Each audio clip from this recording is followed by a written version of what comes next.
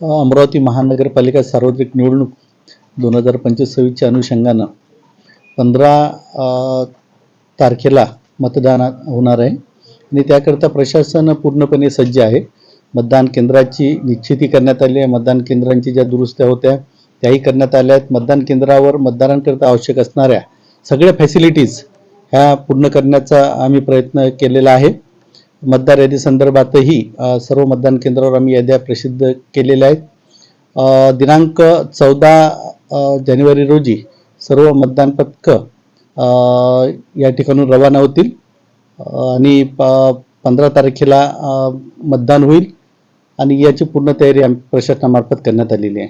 वृद्ध मतदार आहे त्यांच्यासाठी काय सुविधा पाहिजे? वृद्ध मतदारांसाठी तिथे स्वतंत्र व्यवस्था असेल. तिथे आपण व्हीलचेअर्स पासून सगळी व्यवस्था केलेली आहे आणि वृद्ध मतदारांच्या सर्व गाड्या ह्या सरळ आपण मतदान केंद्रापर्यंत नेणार आहे. तिथे वेटिंग रूमची पण व्यवस्था त्यांच्यासाठी केलेली आहे. पाणी वगैरे सगळ्या व्यवस्था आपण त्यांच्याकरता केलेल्या आहेत.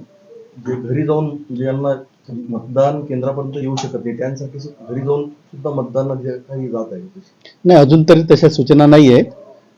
त्याबाबत आपण बघू आणखी काही करता आलं तर, पण अद्यापपर्यंत त्या सूचना नाही आहेत. तसं नियोजन अद्यापपर्यंत तरी केलेलं नाही. मतदान ज्या दिवशी असते त्या दिवशी लोक हॉलिडे करतात, सुट्टी मानतात, जात नाही, मतदानाचा प्रतिशत कमी होतो. या संदर्भात काय आव्हान केलं? नाही, आता मतदानाची सुट्टी ही खरं म्हणजे मतदानाच्या दिवशी दिलेली सुट्टी शासनाने ही सगळ्यांनी आपला हक्क बजावावा यासाठी आहे. परंतु ती सुट्टी बरेच नागरिक हे सुट्टी आहे म्हणून फिरायला जाणं वगैरे असं करतात. परंतु आपण सर्वांनी एक लक्षात घेतलं पाहिजे की आपला हक्क हा संविधानाने दिलेला मतदानाचा हक्क आहे आणि आपण तो बजावला पाहिजे.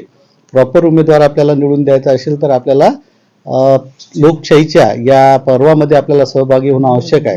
मी अमरावती महानगरपालिकेमध्ये मतदान करणाऱ्या सर्व मतदारांना कळकळीची विनंती करतो, आवाहन करतो की आपण सुट्टीचा फायदा हा मतदानासाठीच घ्या. आपल्याला आणखी सुट्ट्या आहेत, शनिवार रविवारी आपल्याला कुठेही जाता येईल. परंतु 15 तारखेला आपण सर्वांनी मतदानाकरता जावं.